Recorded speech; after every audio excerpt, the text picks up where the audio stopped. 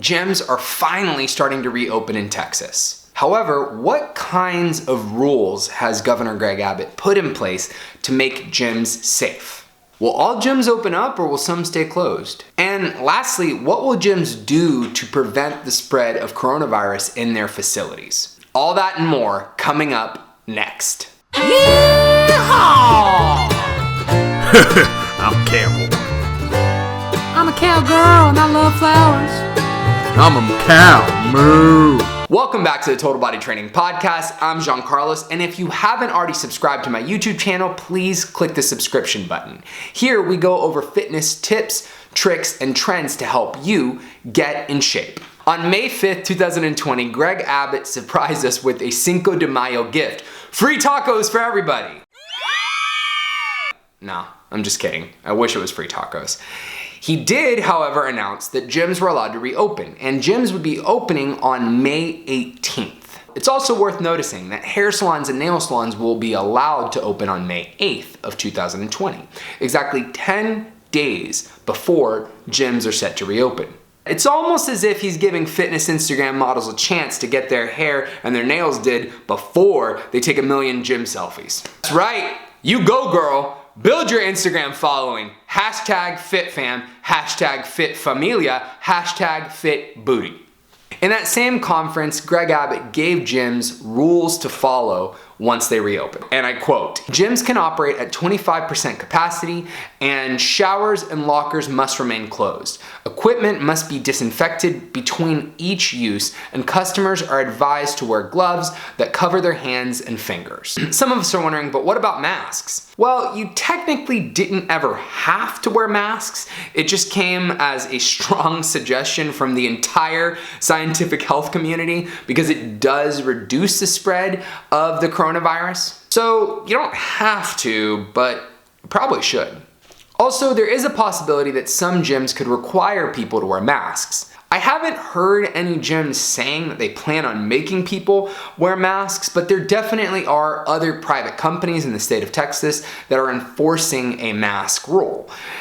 HEB and CostCo are two companies that are making it mandatory for customers to wear masks when they're going to their stores and for the people who actually work there to wear masks as well. Speaking of wearing a mask to the gym, do you remember a couple years ago when people were wearing those oxygen deprivation masks while they were doing cardio at the gym? I used to laugh at people like that, but it looks like they just were ahead of everybody. They were just ahead of the curve. Gyms are allowed to reopen on May 18th, but will all gym owners feel that it's safe to open up on 18th? We will see. For example, Georgia has reopened just about everything in their state, including gyms. And they opened over a week ago, but some gym owners in the state didn't open up. For example, Harvey Spivak, the CEO of EQUINOX Gym, decided not to open up their gym locations in Georgia because the scientific evidence that he was reading suggested that it simply wasn't safe to reopen. And they weren't the only gym that didn't reopen. LA Fitness was set to open on May 1st in Georgia, but then they decided against it. They had to send out an email to all of their clients in Georgia letting them know that they weren't going to reopen. Will all large commercial gyms reopen in Texas?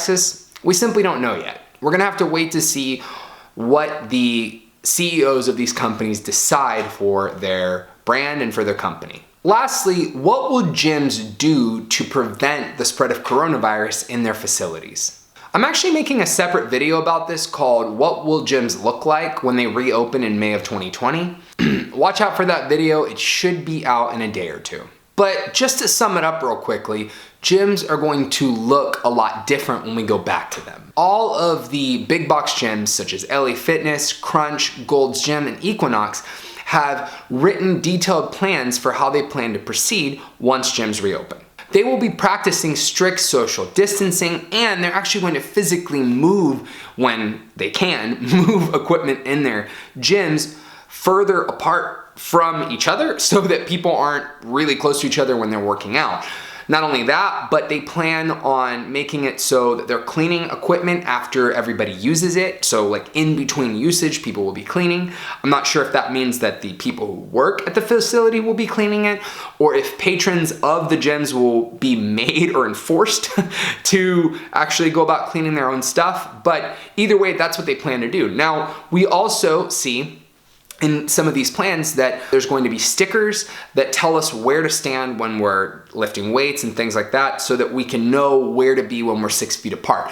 So I'd imagine that it probably looks similar to what you see when you walk into Walmart or HEB right now, or CostCo, where there are lines and stickers telling you where to stand when you're waiting before the cash register. So those are the precautions that gyms have already started to tell us that they're going to go through. And for more on that, just watch that video I was talking about. As you all know, I am a gym owner. I own Total Body Training, and the difference between myself and these other places is that we're not really a large commercial gym, and nor are we a gym that people just come in and work out at and then leave. We actually have set classes. So we're using all of the same procedures with social distancing and cleaning in our facilities, but we're cutting back on things like HIIT training in our classes so that people aren't sweating profusely and getting that all over the floor. And we are also going to be modifying our schedule here so that we have time to clean equipment and time to clean stuff in between usage. And in addition to that, we're going to put down stickers and things like that that mark and let people know where they should stand. That way people aren't on top of each other and sweating on each other and possibly spreading the germs to each other in our training facility. We are also going to continue offering online classes. One thing that we started right when the pandemic began was doing online classes, and we'd never really done that before. So we plan on continuing our free workout series, which we've done for a couple years. We publish those weekly on Facebook and on YouTube. But we're also going to continue to offer our evening classes online. Still deciding on the times for those. For more on that information, you can just send me a message. We're going to offer our premium online weightlifting classes, which are really awesome. And we're also going to offer a new bodyweight workout series that is live and online. We're still figuring out what times we're going to do those, but if you're interested, all you have to do is stick around for the video after this that gives you a little bit of information about those classes. Anyways, people, thank you so much for watching this video. If you enjoyed the content that I created for you, if you found it helpful, please click the thumbs up button or subscribe to my channel. You've been watching Total Body Training. Until next time, peace. Working out from home can be boring. Whether it's the fact that you don't have proper weightlifting equipment, or you're sick and tired of using pre-recorded workout videos that lack motivation and proper instruction that is geared towards you. If you find yourself in one of those categories, look no further than Total Body Training. We've got you covered with our online weightlifting from home program. That's right, we teach you in a virtual classroom how to work out and lift weights for you at your current level and where you want to be at in the next 6, 12 months. Where do you want to be at by the end of this year? We've got you covered with our online weightlifting program. So if you're interested, read the description section of this video to learn more about how you can start lifting weights from home with us today.